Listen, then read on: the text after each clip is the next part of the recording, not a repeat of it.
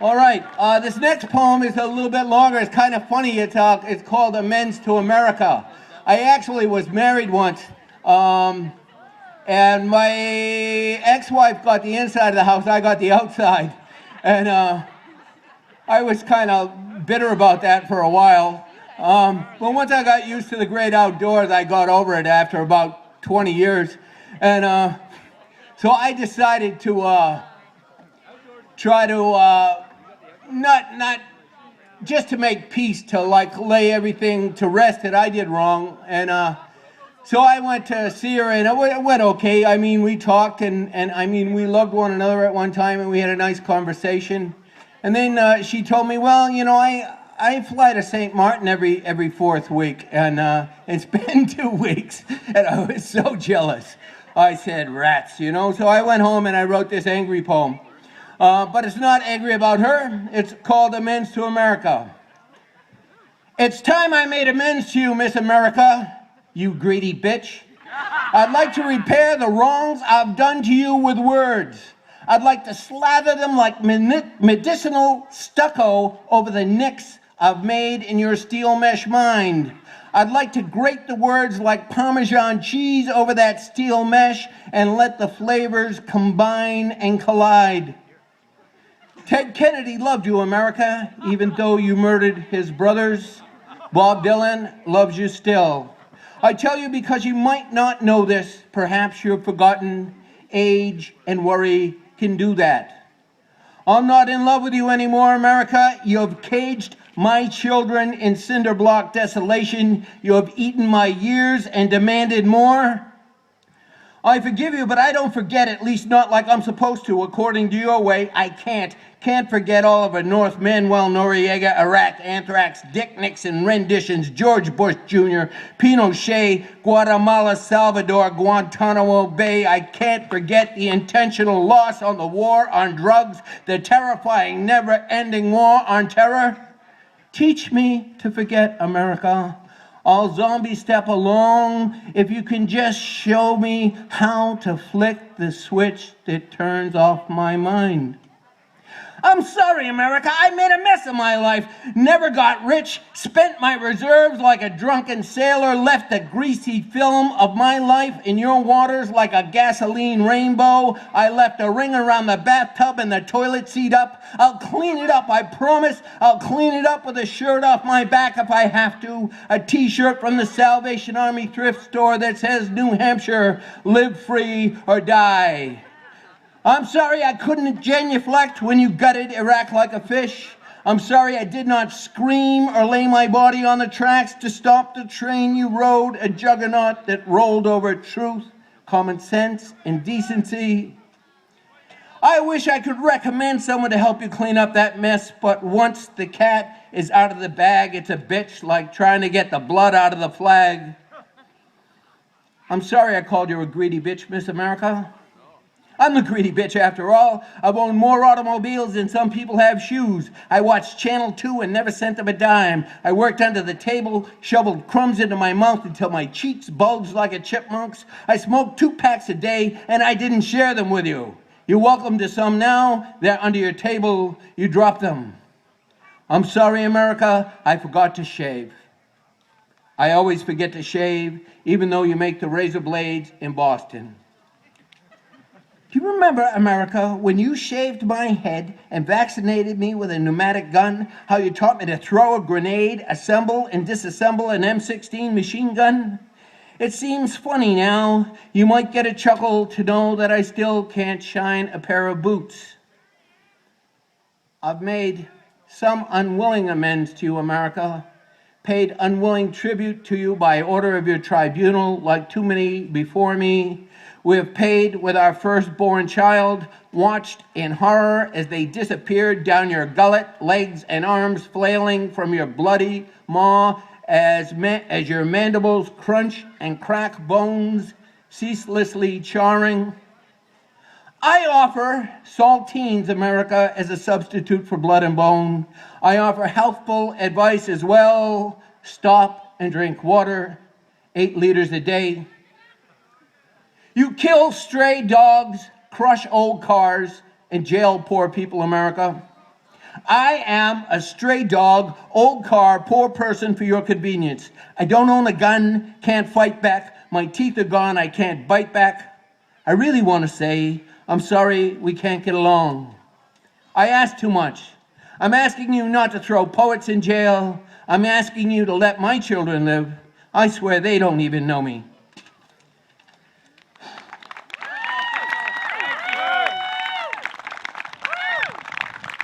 Okay, this one I wrote last year for it's called the Beckwith Bash 2012. So picture yourself at the Beckwith Bash, if you can do that. I'm trying really hard, and I have such a vivid image of it in my mind, it's incredible. I can even feel the wind. Beckwith Bash 2012. Mystic rumblings from among the pines collect and combine. The air is buzz and gumbo. Summer has tipped and rolls madly away toward autumn. White clouds are teased out, rolling slow and low across Cumberland County. They drift close to the ground, trying to catch the music that rises from the bash like smoke. Smoke that rises like music. Mystic rumblings collect and combine and burst from the pines to form an energy ring that hovers like a UFO over the Burt McLeod Road. Eyes are festival wide open, enlightenments and epiphanies glow like fireflies over the meadow. Is it the voodoo stew or the great spirit smiling, or is it just what it is? The Beckwith Bash.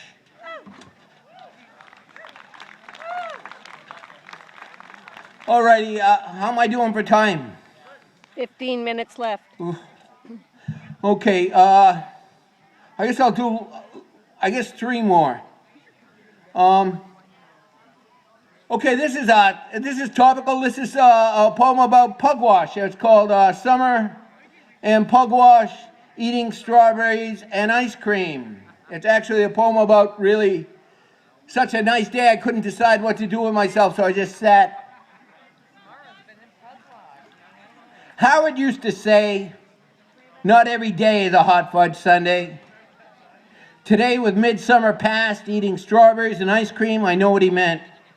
He's probably gone now, or worse, in a back ward of an old age home where they put the finishing touches on you.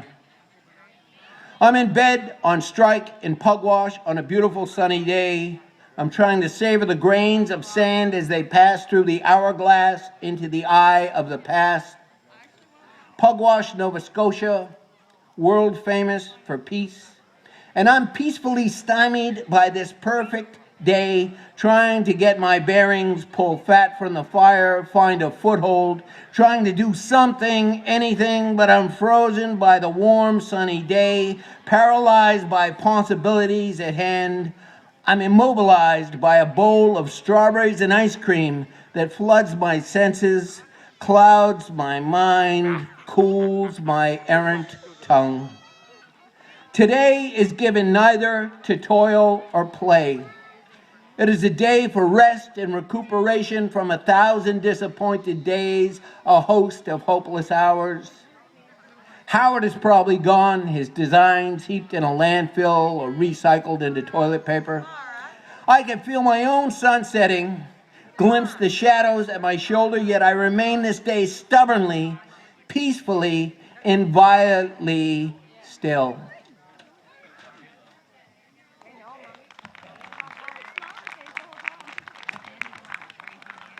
So we got 2 more, one kind of long thing and then one very short thing. And this is I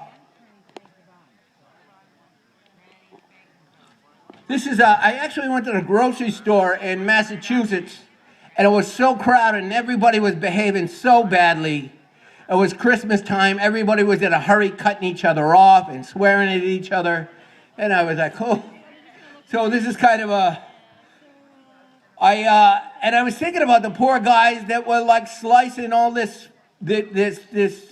cold cuts for like hundreds of people waiting and complaining. And so I came up with this poem. If I worked at the deli counter, I'd chant mantras while slicing sopressata, scream the rosary inside while weighing the American cheese. It's winter, but hot.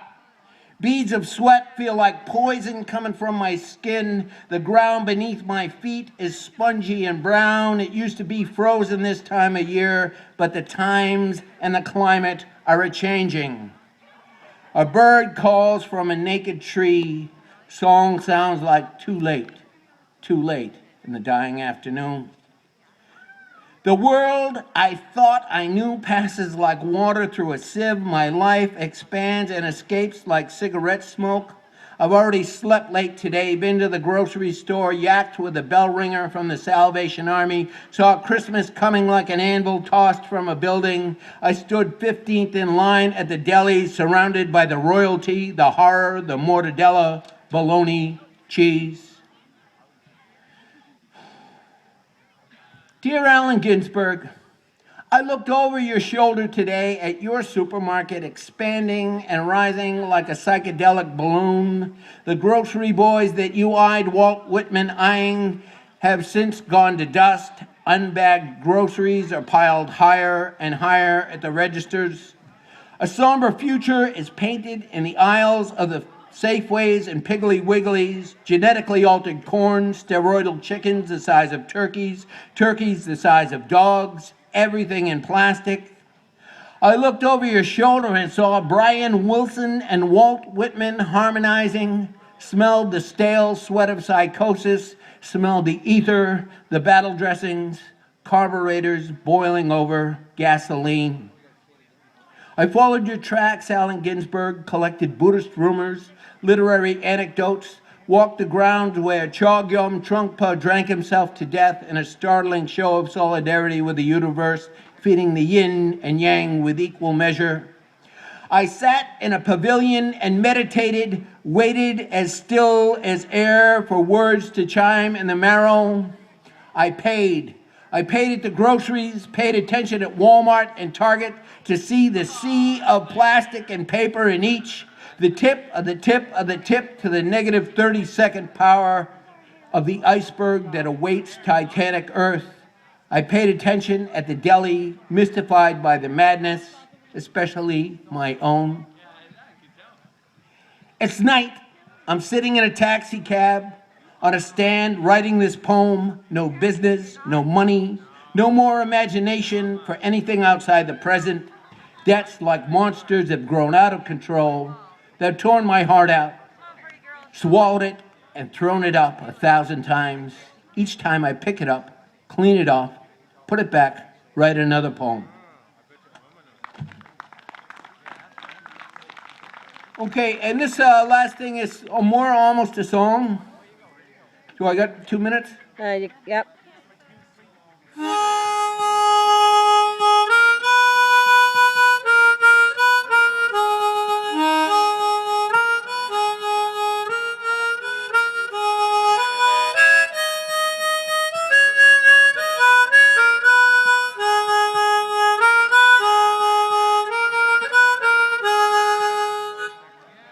When it's all said and done, when it's all said and done, you'll see the yellow moon rising against the setting of the sun.